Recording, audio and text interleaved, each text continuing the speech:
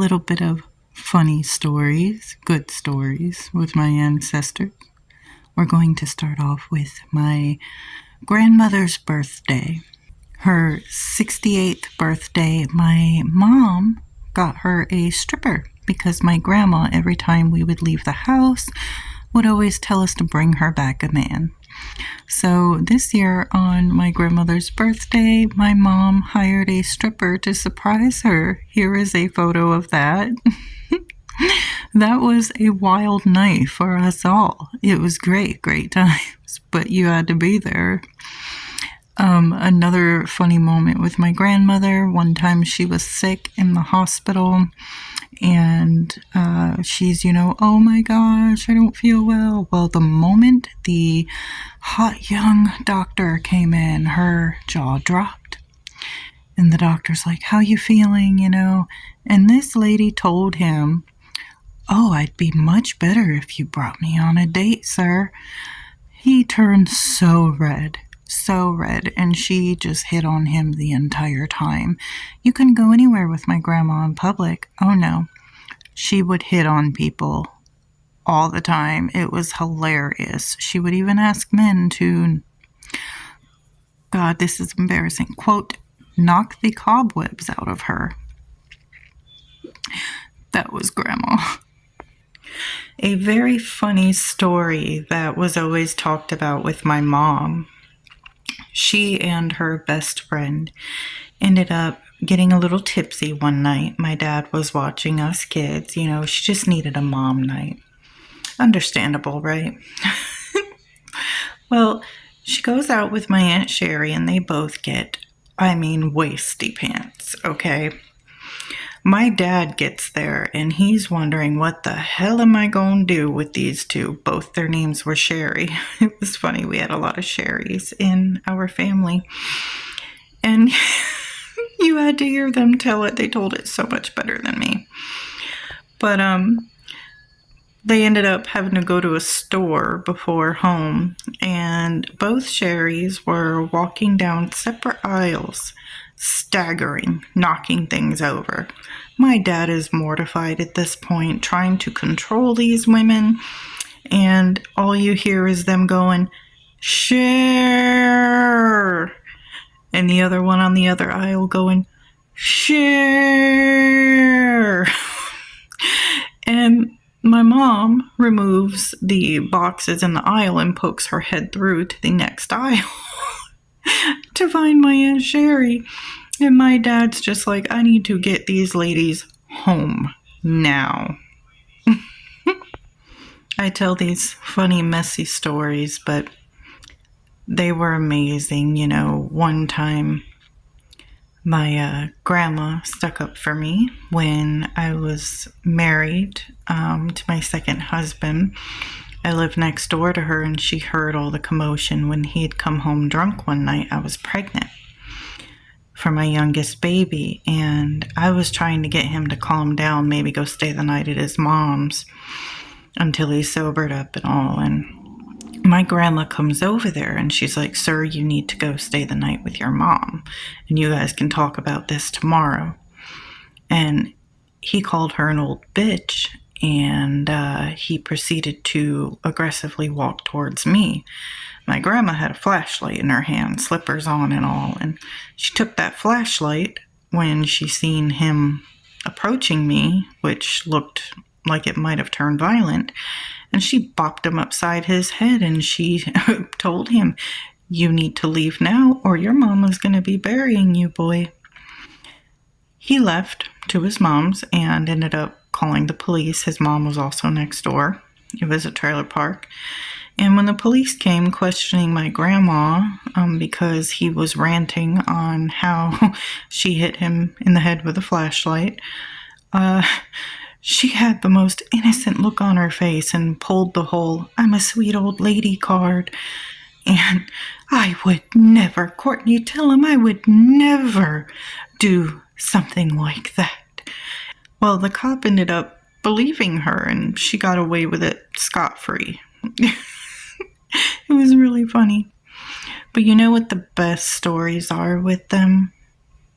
How they protected and loved us kids, us young ones, and weekends we would have get-togethers and a bonfire. My dad would play the guitar, and we would all sing different songs around the fire and roast marshmallows. And also for cookouts or family gatherings, everybody would bring something, and we would all sit around telling stories and laughing and drinking, and it was a great time. I loved it. Dad was a great guitar player, and our family could always cook great food and make you feel loved and comforted. And I really miss that. And let's not forget how my dad taught me how to hunt, how to fish. I was 6 years old, and he had me learning how to throw knives and hatchets and teaching me to find water and survive out in the wilderness. And he was a bit of a conspiracy theorist, and he was always telling me, if the end of the times came or an apocalypse, this is how you do this. And he taught me how to be self-sufficient, and I am very confident I could survive in the woods. Definitely. He taught me wisdom of the animals. Here, like in the South, what snakes were poisonous, what to do if you were bit, just all this wisdom of survival. I would have to say the most wisdom I learned from them is, in my stubbornness, I'm not always right, and I don't always know the way. Sometimes listening to others' perspectives and points of views can really help or guide us. A lot of times we don't want to listen, especially when we're really headstrong.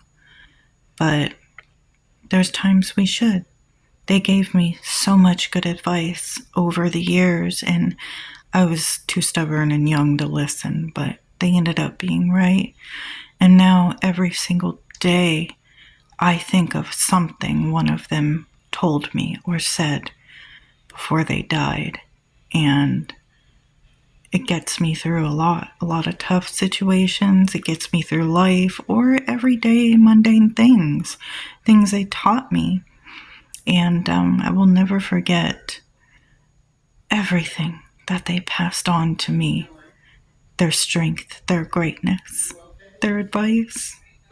From cooking meals to helping me solve a problem to dealing with my babies. One night when my baby was crying, my first son, I couldn't figure out what was wrong, and he just wouldn't stop crying. Well, my dad woke up, he come out, he held the baby, and he's like, has he been tugging on his ears all night, Court? And I was like, well, yeah, I think so. And he's like, honey, he has an ear infection. That's how you know. And we comforted him and took him to the doctor. And I was a new mom. I had no idea. It's little things like that.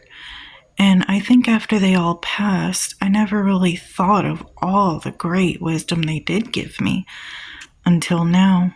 And when you think back and when you see it. So yeah. For prompt 3, I'm going to leave an awesome playlist in the description. So I love Wardruna or Heling and music like that, just pagan music. A lot of their drums sounds just get me into trance work, help me in ritual. I absolutely love them. So that would have to be my soundscape for this time of year. Absolutely. Especially the drums in the song Voluspa by Wardruna. Amazing. And I know that's quite common for people who love Vikings or the show, but I really feel a deep stir inside me when I listen to them. Same with Heling or other similar music. I do also like Wolfgang Twins. I also really like that song from Rammstein. They slowed it down. I forgot the name of it. Starts with a S, but I'll link that too. Really good, spooky, haunting vibes, but tribal as well. So I know the next prompt is about decorations and your costume. I'm going to put up on the screen now my costume from last year. I was a succubus and it was hot. But we go to a party with my friend. It's an entire block party for Halloween that they do. It's amazing. They have haunted houses, mazes. It's by a cemetery, and they do a theme every year and decorate the entire block. Last year, when I was a succubus, it was like villain themed. But this year it's freak show themed, and I am going to be the fortune teller. I'm going to paint a third eye here, but make it look 3D and fleshy, like it's kind of popping out of my forehead. And I will present that on here. From here on, I think the prompts for the rest of this tag, I'm actually going to be visually showing you how I do all these things. The practices, maybe even show a little of my ritual. Though it's been private up till now, my ancestor tree, I will show all of it for some of the future prompts. I'm really excited, guys. Till next time.